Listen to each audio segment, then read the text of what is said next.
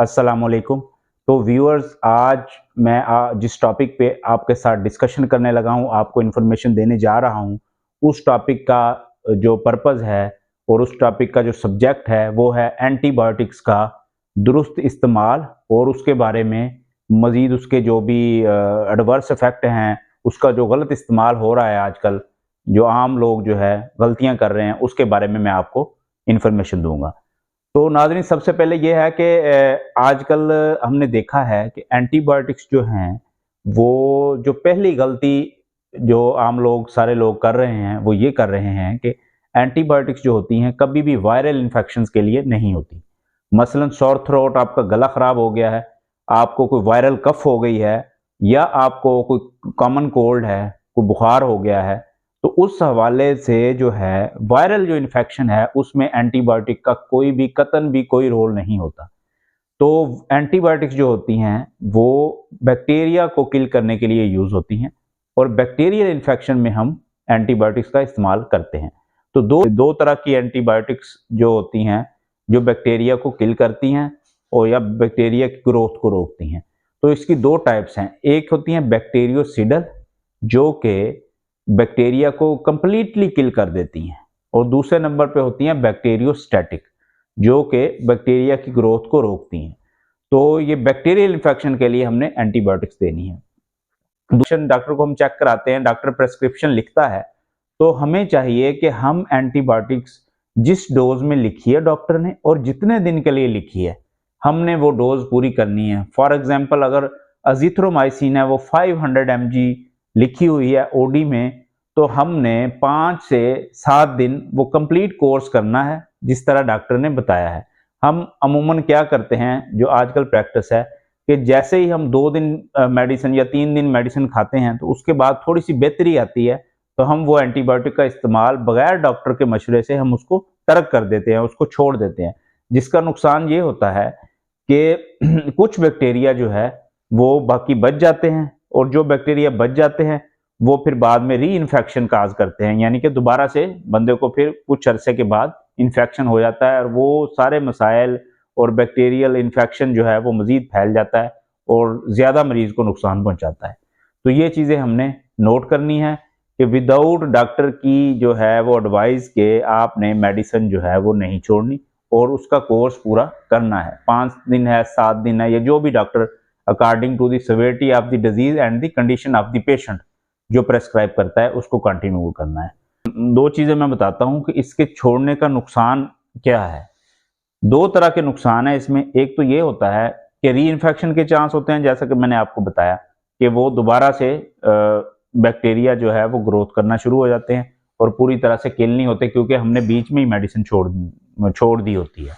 दूसरे नंबर पे जो सबसे सीरियस जो एक्शन है या सीरियस जो है वो कॉन्सिक्वेंसेज हैं, सीरियस नताइज हमें हासिल होते हैं, वो ये है कि एंटी बैक्टीरियल रेजिस्टेंस, ये एक बहुत बड़ा मसला है जो कि पूरी दुनिया का मसला बन चुका है। और दुनिया में जितनी रेगुलेटरी बॉडीज़ हैं हेल्थ की और जितनी भी हेल्थ ऑर्गेनाइजेशंस हैं, वो इसके ऊपर काम कर रही हैं कि एंटी बैक्टीरियल रेजिस्टेंस जो है इसको कैसे रोका जाए। अब एंटी बैक्टीरियल रेजिस्टेंस होती क्या है कि हमने एक मेडिसिन इस्तेमाल की, वो 3 दिन के बाद हमने वो छोड़ दी, उसका कोर्स हमने पूरा नहीं किया, तो उस दौरान उसके बाद जो है जो बैक्टीरिया बच जाते हैं वो म्यूटेट हो जाते हैं, वो अपनी जो है वो स्ट्रक्चर चेंज कर लेते हैं। इस म्यूटेशन की वजह से फिर दोबारा जब वही हम एंटीबायोटिक इस्तेमाल करवाते हैं तो वो उसके अगेंस्ट जो है वो बिल्कुल भी इफेक्ट नहीं करती। इसको कहते हैं एंटी बैक्टीरियल रेजिस्टेंस। तो ये भी चीज़ें जो है ना, इसको हमने मद्देनज़र रखना है एंटीबायोटिक। उसके बाद फिर जो हमारे कुछ लोग होते हैं, जो एंटीबायोटिक थोड़ा बहुत गला ख़राब हुआ या वायरल इन्फेक्शन हुआ या कोई भी इन्फेक्शन हो गया या कोई बुखार हो गया या नज़ला हो गया, तो उन्होंने अपने मेडिकल स्टोर से करीबी से जाना है या किसी से मशवरा करके, किसी लेमैन से मशवरा करके कि भाई तुम ये मेडिसिन ले लो, तुम ये एंटीबायोटिक ले लो। उसने 2 दिन की या 3 दिन की मेडिसिन ले लेनी है। उसका ये इफेक्ट होना है कि हमने पेशेंट जो है उसके अलावा भी कई मेडिसिन यूज कर रहा होता है, आपको पता है, ब्लड प्रेशर के पेशेंट है, कार्डिक पेशेंट है, तो फिर उस एंटीबायोटिक्स के कुछ ड्रग इंटरेक्शन जो है वो भी बड़े देखने में आए हैं और वो भी बड़े क्लियर हैं। अब किसी पे फॉर एग्जांपल मैं आपको एक एग्जांपल देता हूँ कि जो एंटीबायोटिक है वो एक पेशेंट जो है वो ले रहा है, और एक पेशेंट जो है वो स्टैटिन, आपने मतलब वो काफ़ी जो है ऑब्जर्व किया होगा, हमारे घरों में भी जो हाइपरटेंसिव पेशेंट है, कार्डिक पेशेंट है, तो वो कोलेस्ट्रॉल को कम करने के लिए स्टैटिन्स का ग्रुप यूज़ करते हैं, या वो सिम्वास्टैटिन या अटोरवास्टैटिन या वो रोज़ोवास्टैटिन यूज़ करते हैं। तो कुछ एंटीबायोटिक्स हैं, एंटीबायोटिक जो हैं वो सिम्वास्टैटिन के साथ जो है उनका ड्रग इंटरेक्शन है, या अटोरवास्टैटिन के साथ उनका ड्रग इंटरेक्शन है। फॉर एग्जांपल उसमें क्लैरिथ्रोमाइसिन है, ये भी एंटीबायोटिक है। उसके बाद सिप्रोफ्लॉक्सासिन है, इनका अटोरवा और सिम्वास्टैटिन के साथ ड्रग इंटरेक्शन है। और इनकी जो एक और क्लास है स्टैटिन्स की कोलेस्ट्रॉल को कम करने के लिए, वो उसमें एक और ग्रुप है रोज़ोवास्टैटिन। तो विद काशन हम एहतियात के साथ यही एंटीबायोटिक्स जो हैं वो रोज़ोवास्टैटिन के साथ देख सकते हैं, और ये दे सकते हैं। और ये एक टेक्निकल पॉइंट है जो कि आम बंदे को नहीं पता, ये फार्मेसी या डॉक्टर ही आपको गाइड कर सकता है। इसमें हमने सेल्फ मेडिकेशन में या ले मैन से मशवरा करके हमने इस चीज़ को आगे लेके नहीं जाना, इससे हमने अवॉइड करना है। इसी तरह एक ड्रग है वारफारिन।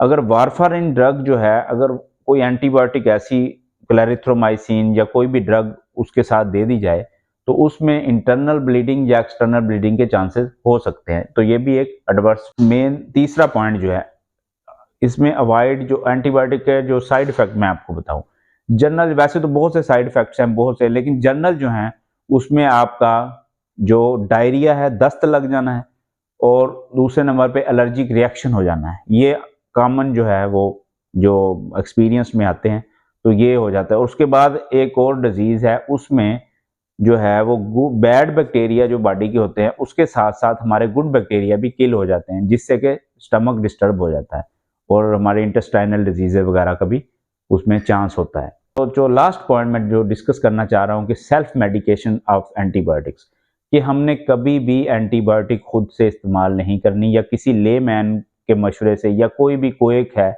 या कोई भी अताई है या कोई भी मेडिकल स्टोर वाला है, हम उनके कहने पे एंटीबायोटिक कभी भी इस्तेमाल नहीं करनी।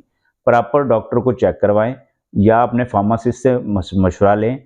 और वायरल इन्फेक्शन है तो बिल्कुल एंटीबायोटिक यूज़ नहीं करनी, ताकि मज़ीद जो है नुकसान से बचा जा सके। अगर आपको वायरल इन्फेक्शन है तो उसमें आप एंटीबायोटिक लेंगे तो वो आपको फ़ायदा देने की बजाय उल्टा नुकसान देगी। तो ये चीज़ें आपने देखनी है और सेल्फ मेडिकेशन से अवॉइड करना है।